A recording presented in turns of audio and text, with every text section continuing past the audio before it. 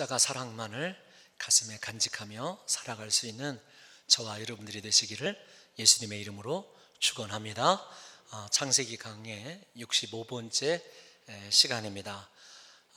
하나님께 창세기 1장에서 11장까지 나타나는 인간을 향하신 모든 언약을 이루게 될 사람으로 선택받은 아브라함의 인생이 이제 끝을 내가고 있습니다. 25장에서 이제 아브라함이 드디어 하나님의 부르심을 받고 이 세상을 떠나게 되는데, 그가 나이 많아 늙어서 더 이상 육체적으로는 무언가를 경영할 만한 힘이 없었는지는 모르겠지만, 그에게 남겨져 있는 마지막 사명을 이루는 모습을 보게 되면 그가 끝까지 하나님이 주신 사명을 이루는데 자신의 모든 것을 다 헌신하고 있다는 것을 우리가 알 수 있습니다. 특별히 이제 그에게 남겨져 있는 땅에, 하나님께서 주신 땅의 언약의 문제가 해결되어지고 하나님께서 역사하실 것이라고 하는 확신으로 그 일을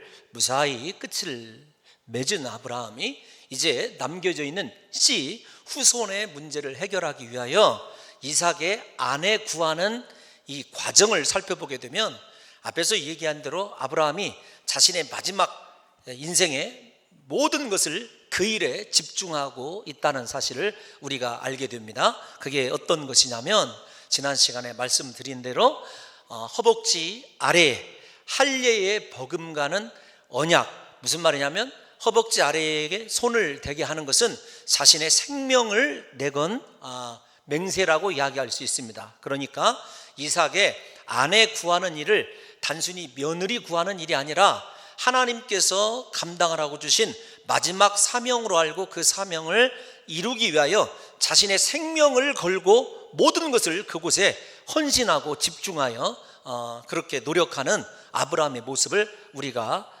지난 시간에 살펴보았습니다. 저와 여러분들이 하나님이 주신 우리에게 맡겨주신 사명을 이룰 때 인간적인 생각과 판단이 아니라 이렇게 아브라함처럼 하나님의 뜻을 이해하고 그 뜻을 향하여 우리의 생명을 내걸고 헌신할 수 있기를 예수님의 이름으로 축원합니다. 그러면서 아브라함이 결혼에 관한 조건을 제시합니다. 그게 딱 한 가지입니다. 어떤 거냐면 가나안 족속의 딸들 중에서 아내를 구하지 말고 자신의 고향, 자신의 친족에게서 아내를 구해달라, 이삭의 아내를 구해달라고 부탁을 하는 것을 보게 되면, 죄악으로 관영한, 죄악이 습관화되어 있는 여종이 아니라 그래도 하나님의 말씀을 알고 하나님을 두려워하는, 하나님을 아는 그렇게 여종을 집에 들여와서 언약의 후사로 이끌어 가기를 원하는 아브라함을 볼 수가 있어요. 그러니까 아브라함이 아들의 결혼 조건으로 제시한 것은 세상의 기준이 아닙니다. 무엇이냐면 신앙의 기준, 예수 그리스도, 오늘날로 말하면 그리스도를 믿는 여자, 언약에 합당한 여자, 이거 하나면 족한 것이지요. 우리가 아브라함이 그렇게 이삭의 아내를 구하는 장면을 보게 되면 단순한 문제가 아닙니다. 왜냐하면 자신의 고향까지 가나안 땅에서 요즘 거리로 계산해도 많게 보시는 분은 800km, 적게 보시는 분은 760km를 계산하고 있습니다. 거리가 그 정도 떨어져 있어요. 그런데 그 거리를 옛날에 낙타를 끌고 여행을 하게 되면 약 10개월 정도 소요가 되었다고 합니다. 여러분, 우리가 생각할 때 그 굉장한 모험 아닙니까? 차라리 인간적인 입장에서 보면 아브라함이 직접 두 눈으로 보고 용모며 조건이며 그 집안이며 여러 가지 따지면서 얼마든지 그곳에서 출중한 여인을 구할 수도 있었을 거예요. 그러나 그런 인간적이고 세상적인 조건이 아니라 하나님의 언약의 씨를 잉태하게 될 여인은 하나님을 아는 사람이어야 됐고 하나님이 선택한 사람이어야 된다고 하는 신앙적인 기준 하나만 그가 제시한 것을 보게 됩니다. 그러면서 그가 그의 늙은 종을 보낼 때 하나님께서 지금까지 나와 함께 하신, 나를 부르시고 가나안에 이끌어 오시고 나를 통하여 모든 역사를 이루신 하나님께서 너보다 앞서서 그의 사자를 보내실 것이다, 이 말 속에는 하나님이 네 길을 인도하실 것이다 라고 하는 하나님의 보호의 의미도 들어있지만, 하나님께서 분명히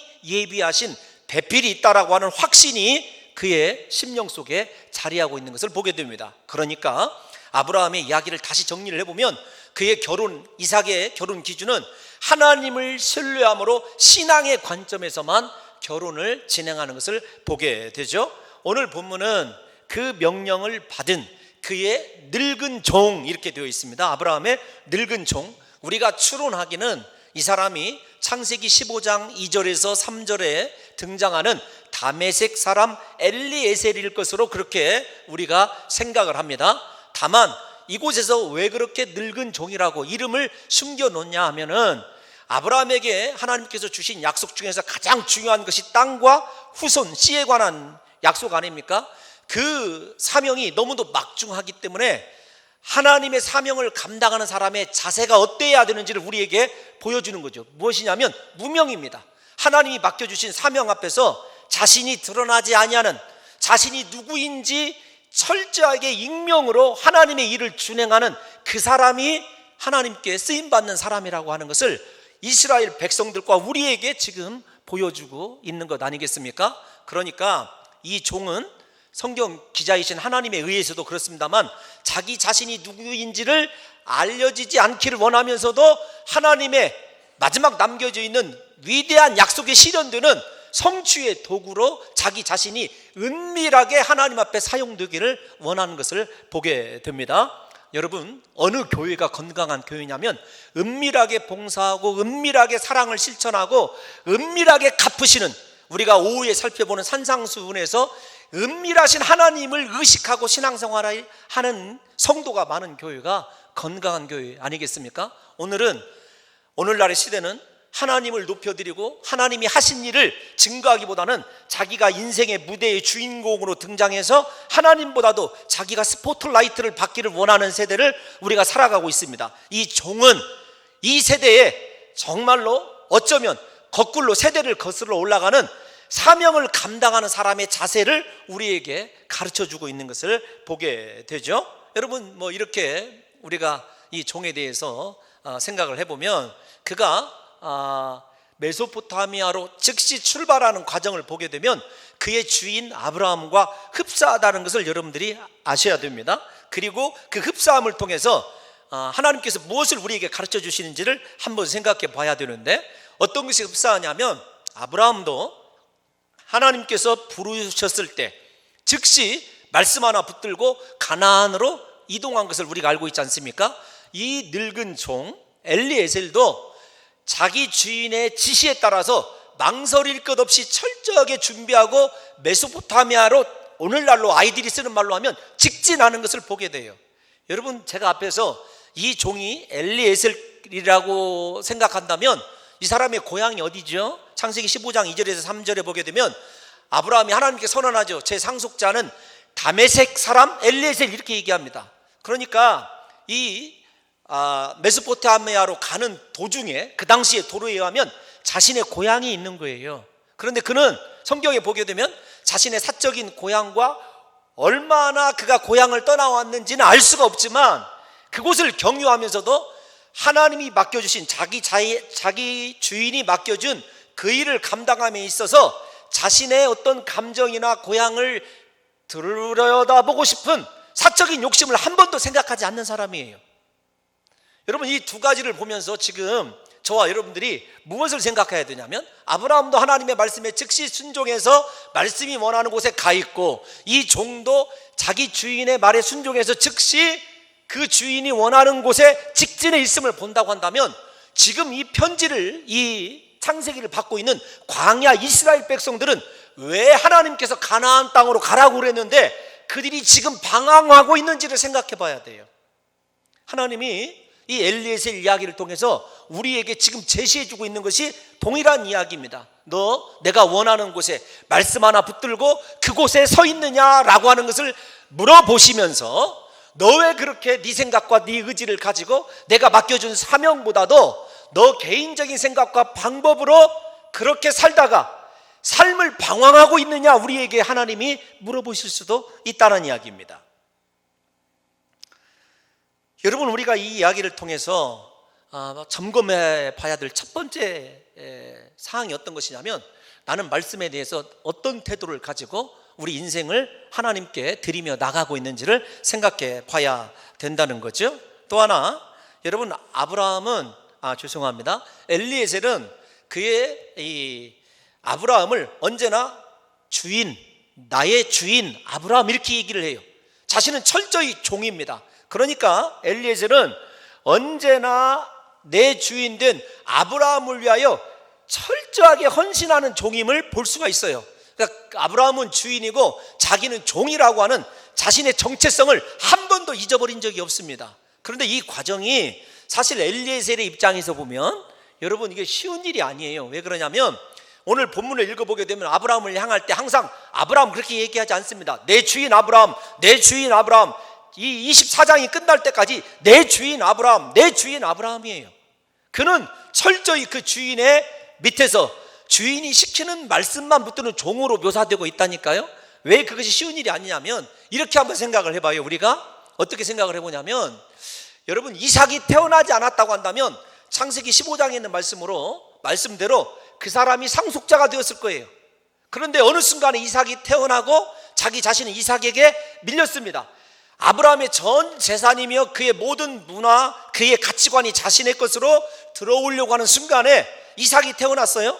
그런데도 불구하고 우리가 읽은 본문 가운데 그가 이삭을 이야기할 때도 뭐라고 얘기냐면 하나님의 종 이삭 그렇게 얘기하고 그에게 여러분 인생에 어떻게 보면은 걸림돌이 될 그 이삭을 위하여 아내를 구하는 일에 얼마나 충성하고 있는지를 여러분들이 생각해 봐야 되죠. 그는 끝까지 자신의 위치를 정확하게 깨닫고 겸손하게 아브라함이 명한 일을 신앙적 입장과 인간적인 입장 두 가지 모두 다의 입장에서 최선을 다하고 있는 성실한 모습을 보여주는 거죠. 아브라함에 대한 충성심과 사랑이 이삭이 태어나고 상속의 위치에서 밀려난 후에도 변하지 않고 있다는 것을 아셔야 됩니다. 자신의 삶의 상황이 어떠하든지 내 주인은 아브라함이고 내 주인과 함께 하시는 하나님을 두려워하는 신앙의 면모를 누가 보여주고 있냐면 이 무명의 그냥 우리가 얘기합시다 엘리에셀이 보여주고 있는 거죠. 우리는 내 삶이 다른 사람에게 밀려나게 되고 세상에서 조금 열등한 위치로 내려오게 되면은요 하나님 원망하고 그 주인에 대해서 충성하지 못할 확률이 상당히 높은 사람들 아닙니까?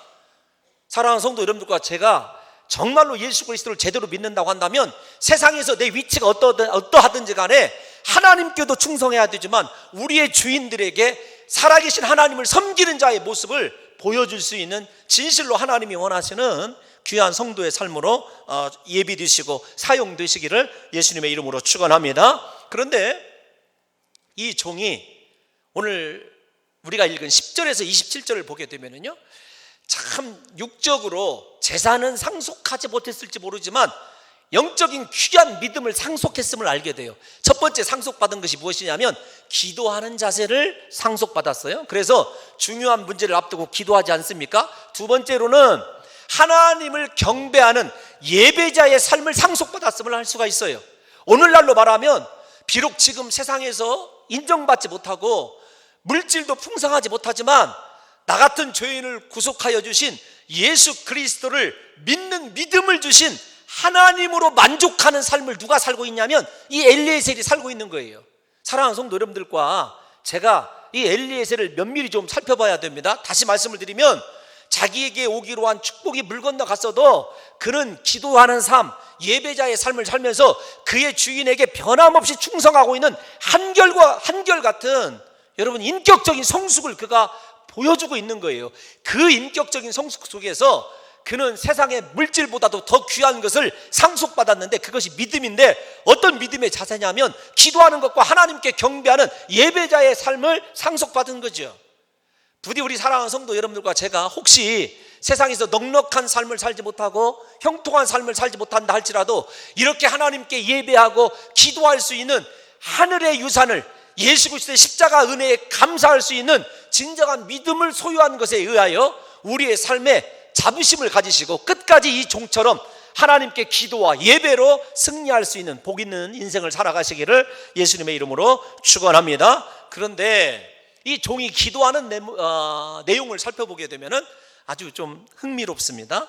어떻게 기도하냐면 12절을 보게 되면 우리 주인 아브라함의 하나님, 이렇게 기도를 시작해요. 그가 이르되 우리 주인 아브라함의 하나님 여호와여, 원하건대 오늘 나에게 순조롭게 만나게 하사 내 주인 아브라함에게 은혜를 베푸시옵소서. 잘 보십시오. 먼저는 무엇이냐면, 재미있습니다. 하나님을 우리 주인 아브라함의 하나님으로 그가 알고 있다는 것과, 그 다음에 주인에게 은혜를 베풀어 달라고 기도하고 있어요. 이 두 가지를 좀 먼저 생각해 봐야 되는데, 왜 그런가 하면은 주인 아브라함의 하나님, 이걸 보게 되면은 하나님은 언제나 아브라함에게 만나주시고 사랑을 베풀어 주신 아브라함만의 하나님임을 그가 고백을 하고 있어요. 아브라함이 실수하고 지근해, 그러니까 바로 곁에서 아브라함이 실수하고 부족하여 넘어지고, 여러분 하나님의 은혜가 아니면 회복될 수 없는 인생을 살았다는 걸 잘 압니다. 그럼에도 불구하고 하나님은 아브라함의 실수와 부족함 속에서도 아브라함을 떠나지 아니하시고 끝까지 축복해 주시는 아브라함과 하나님과의 사랑을 누가 알고 있냐면 이 종이 알고 있어요. 그러니까 하나님께 기도할 때 자신의 입장에서 기도하는 것이 아니라, 하나님 당신은 아브라함만의 사랑 아닙니까? 혹은 아브라함에게 하나님은 당신의 사랑입니다.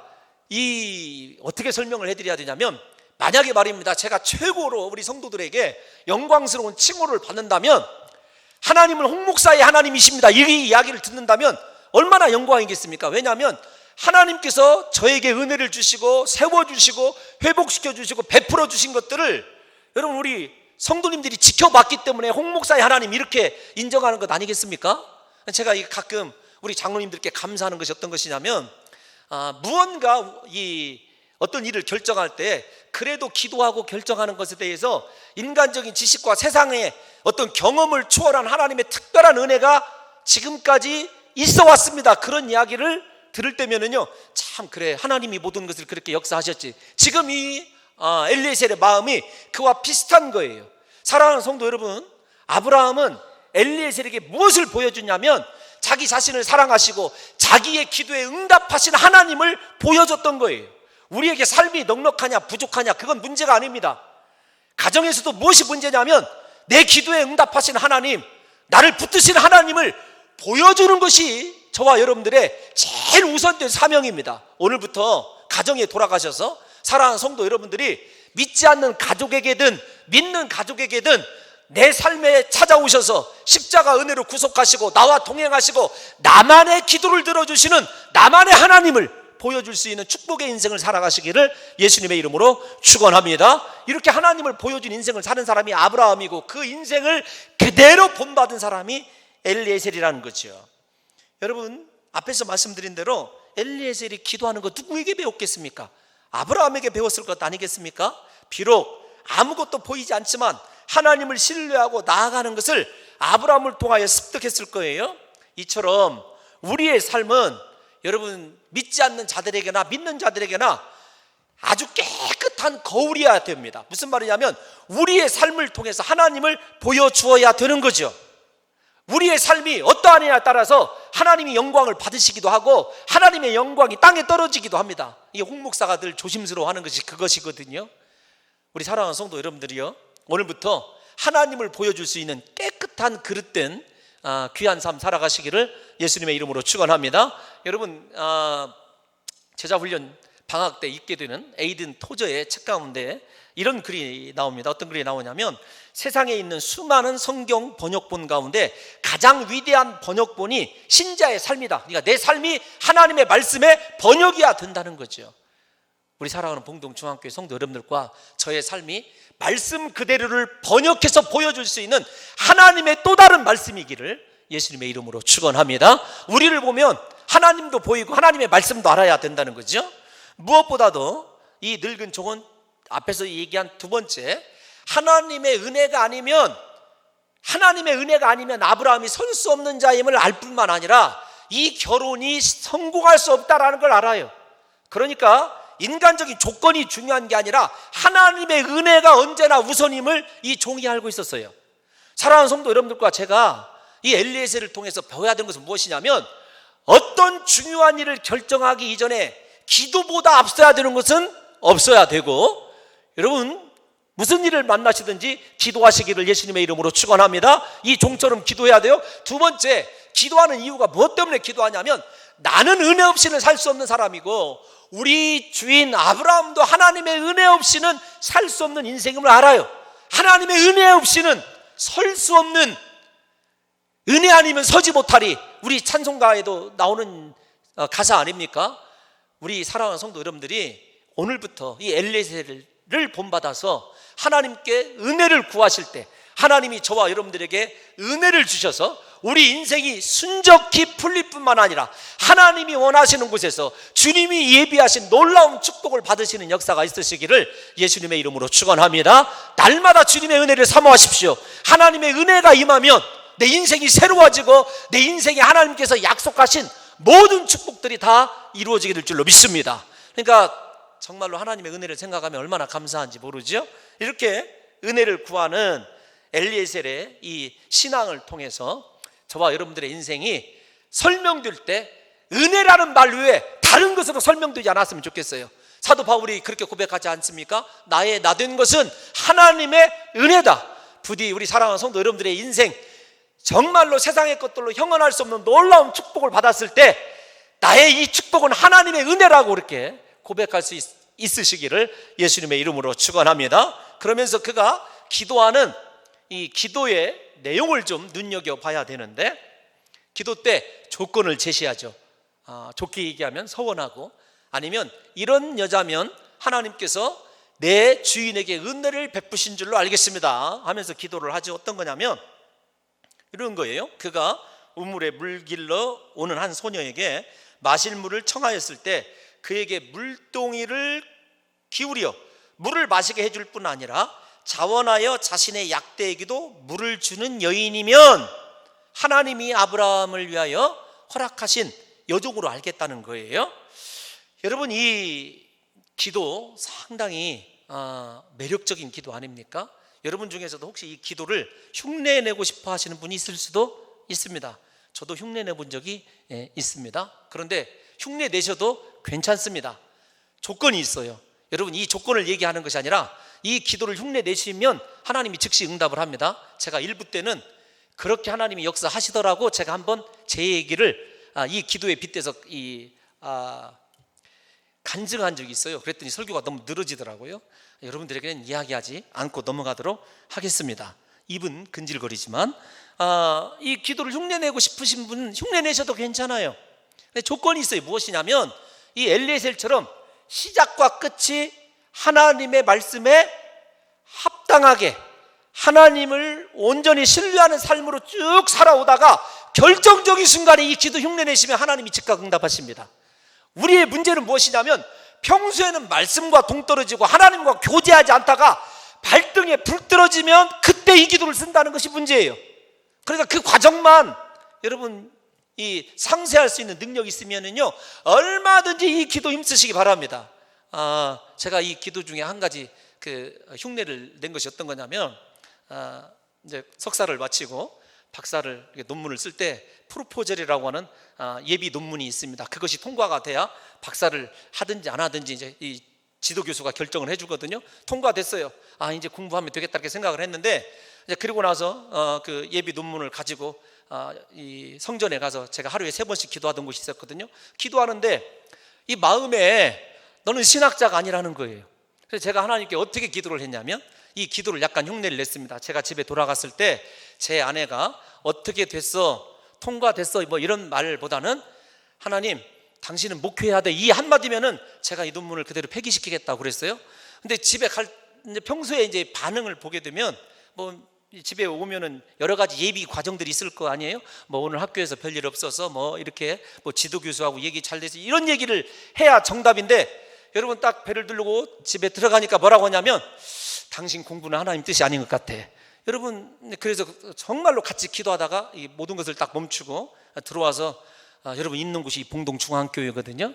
하나님이 그렇게 우리에게 급히 역사하시고 그분의 뜻을 나타내실 때가 있습니다. 그러나 중요한 것은 평소의 삶이 과연 하나님과 얼만큼 그렇게 밀접하게 교제를 하며 이 엘리에셀처럼 자기 자신의 위치와 자기 자신의 사명과 자기를 보내신 주인 뒤에 계신 하나님을 바라보고 그렇게 인생을 경영하느냐가 존재 조건이 되어야 되는 거죠.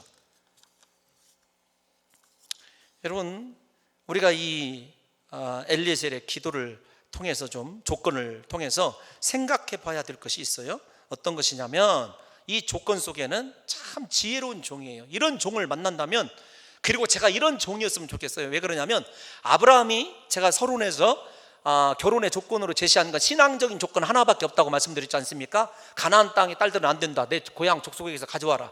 그런데 물동이를 기울여 물을 주고 이렇게 제시한 조건 속에는요, 아브라함이 제시하지 않은 인성과 인격의 조건이 제시되어 있다는 사실을 여러분 아십니까? 그러니까 이런 거예요. 여러분, 제가 일부 때는 적나라하게 말씀을 드렸습니다만 그래도 이게 부족하지만 담임 목사 아닙니까? 밑에 있는 우리 부교육자들에게 제가 이런 어떤 일을 맡겼을 때 이렇게 구분할 수가 있어요. 일을 맡겼을 때 맡긴 양의 질의 반절만 감당할 수도 있는 사람이 있고, 두 번째는 맡긴 것만 똑딱 거기까지만 하는 사람이 있을 수 있고, 세 번째는 맡겨진 것 이상을 자기 일로 여기고 지혜롭게 감당하는 사람이 있을 수 있어요. 지금 엘리에셀이 그렇다 이 말이죠. 그러니까 왜 그런가 하면은, 여러분, 그의 주인 아브라함이 제시한 것이 신앙적 요소인데 늙은 종이 제시한 기준은 인격적이고 성품적인 요소라고 말씀을 드리고 있어요. 그 요소가 어떤 거냐면, 첫째로 나그네를 긍휼히 여기는 마음이어야 돼요. 그러니까 지나가는 나그네가 물을 달라고 그랬을 때 물을 줄 수 있어야 되는데, 중요한 게 있어요. 나그네를 긍휼히 여겨야 된다고 그러는데 성경이 그냥 쓰여져 있는 것이 아니거든요. 그 당시 고대 근동의 문화에 시집을 안 간 처녀가 물동이를 내려놓을 수는 있습니다, 드시라고. 그런데 물을 기울여서 그 지근거리에서 물을 줄 수는 없어요. 특별히 이방인들에게는 그것이 금해져 있는 것이 고대 근동의 여러분 풍습이라고 그래요. 특별히 남자 여자는 더하죠. 여러분, 사마리아 수가성 여인, 이방인이기 때문에도 그렇지만은 예수님께서 물 한 잔 달라고 그랬을 때 어떻게 당신은 유대인이고 나는 이방 여자인데 물을 달라고 하느냐. 여러분, 그런 장면들을 생각해 보십시오. 그러니까 그 시대의 관습과 얽매여 있는 가치관을 탈피해서 사람 자체를 귀중히 여길 수 있는 사람, 영혼을 긍휼히 여길 수 있는 사람의 조건으로 처음 엘리에셀이 이삭의 아내의 조건을 제시하고 있다는 것을 아셔야 됩니다. 두 번째, 그가 요구하지 아니한 것까지 자원해서 들어주는, 자원해서 봉사해주는 마음이 있어야 돼요. 세 번째가 어떤 것이냐면, 심지어 말 못하는 짐승들까지 자원해서 긍휼히 여기는 마음이 있어야 하나님의 언약의 후사로서 합당하다고 엘리에셀이 생각하는 거예요. 그러니까 아브라함이 왜 이 늙은 종, 지혜로운 종에게 이 일을 맡겼는지를 생각하셔야 됩니다. 여러분, 이 기준은 오늘날 우리에게도 적용이 되어야 됩니다. 언약의 후사가 될 사람은 신앙 하나만으로 되지 않습니다. 성숙한 신앙적 인격이 수반되어야 하죠. 날마다 교회에 드나들면서 주여 주여 하며 기도도 하고, 간혹은 성경책에다 온갖 색의 형광펜으로 줄 그어가면서 말씀은 열심히 읽는데 인격이 성숙하고 변화되지 않아서 항상 자기만 생각하고 살아간다면요, 절대로 하나님이 쓰시는 복된 언약의 후사에 반열에 들 수 없다라는 거예요. 다른 사람을 배려하고 섬기고 대접하되 리브가처럼 자원해서 섬기고 대접하고 배려해야 되는 거죠. 뿐만 아니라 여러분, 우리가 진실로 리브가의 삶에서 배워야 될 것은 아직 자신의 양떼와 가축에게는 물도 주지 않았어요. 철저한 자기 희생을 바탕으로 이타적인 사랑을 실천할 수 있는 그 사람이 여러분 성숙한 사람이고 언약의 후사로 선택받을 사람이거든요. 그런데 우리의 신앙은 어떠냐고요? 여러분, 공동체를 위해서 봉사를 해도 자기 자신 희생 안 하려고 합니다. 다른 사람에게 희생은 요구해야 돼요. 거기다가 자원해서 봉사하는 것이 아니라 마지못해 봉사하면서도 입에다가 온갖 원망과 불평을 달고 사는 사람, 여러분, 그 사람이 아무리 앞에서 얘기한 대로 기도 많이 하고 여러분 성경책을 화려한 형광펜으로 물들여도 하나님께서 쓰시고 찾으시는 사람이 될 수 없다는 사실을 여러분들과 제가 아셔야 됩니다. 또 하나, 10마리의 약대에게 물을 한 통씩만 준다고 하더라도 그 당시 형편상 깊은 우물에서 물을 길어 올려야 하는 상황은 힘든 노동을 요구하는 거죠. 여러분 이 성경을 자세히 읽어보면 우물과 지금 엘리에셀과 리브가가 만난 곳은 떨어져 있어요. 여러분 우물이 상당히 밑으로 내려가야 되는 위치에 있습니다. 평지보다 밑에 있어요. 그 길을 달려서 왔다 갔다 합니다. 얼마나 성실한 여인인지 몰라요? 거기다가 얼마나 이 여인의 용모가 아름다운지 생각해 보십시오. 우리 남자들이 찾는 그런 여자 아닙니까? 얼굴도 예쁘고 용모도 예쁜데 힘이 좋아요. 그 뒤에서 얼마든지 행복하게 살 수 있어요.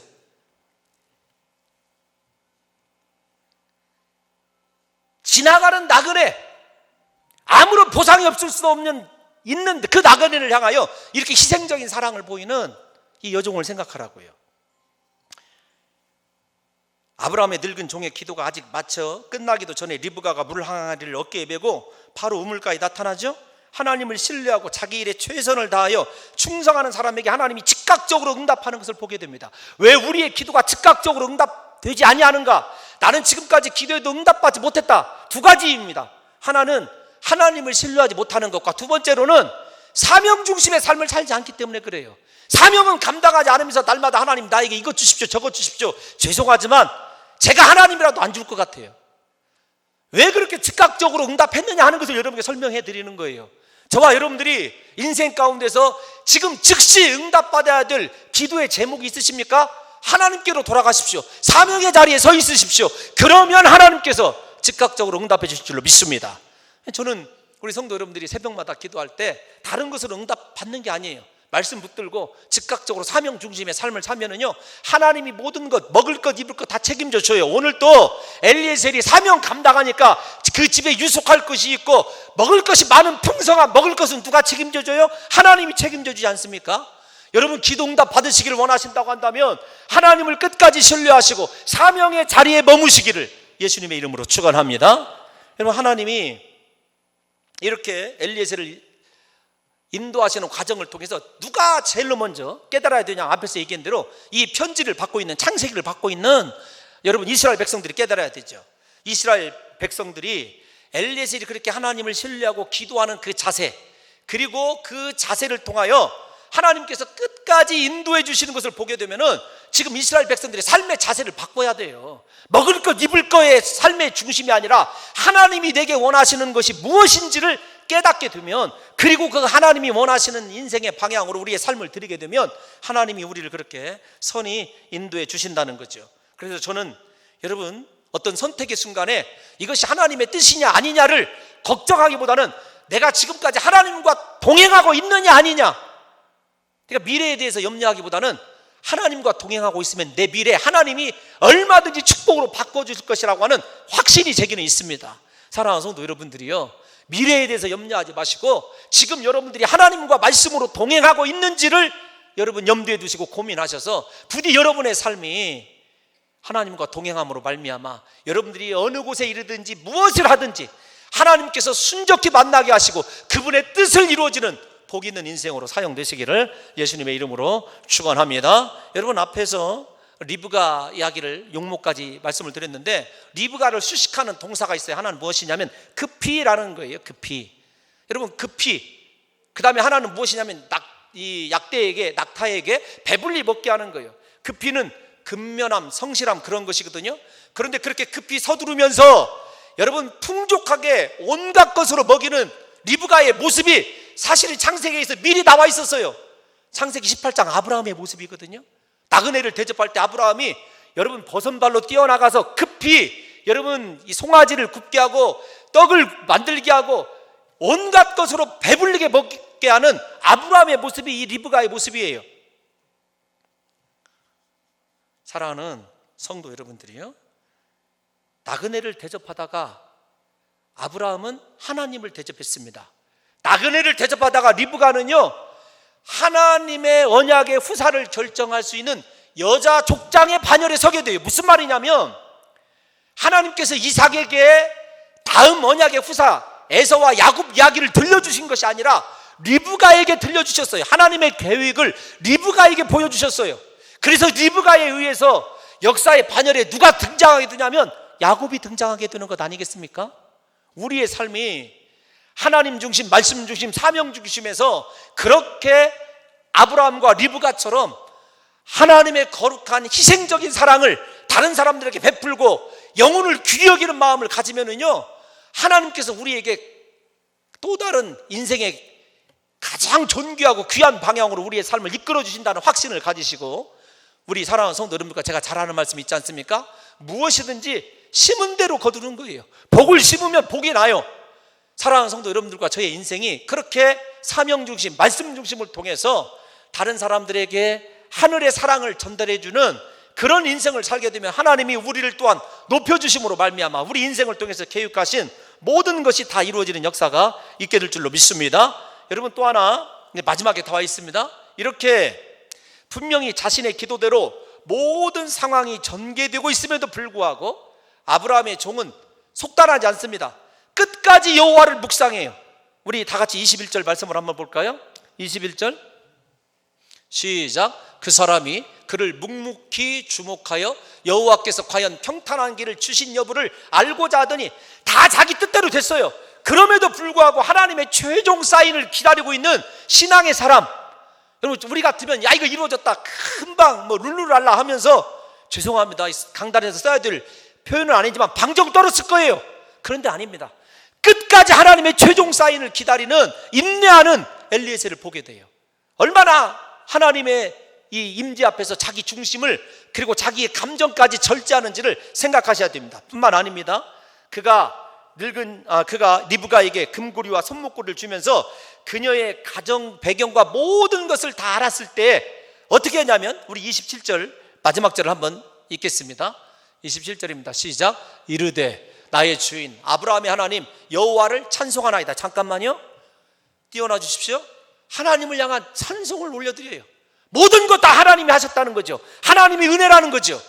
나의 주인에게 주의 사랑과 성실을 그치지 아니하였사오며 아브라함에게 하나님의 헤세드, 변함없는 사랑을 확신시켜 주신 것에 대한 감사를 올려드리고 있는 거죠. 하나님은 저렇게 사랑과 성실, 헤세드란 말이거든요. 에메드라 다 동일한 뜻을 가지고 있는데, 사랑과 성실, 하나님은 우리에게 그렇게 변함없으시게 사랑하시고 우리를 성실로 인도하시는 분이라는 사실을 여러분, 이 종이 고백하고 있는 것입니다. 그러면서 그가 하나님 앞에 경배하는 장면을 생각해 보십시오.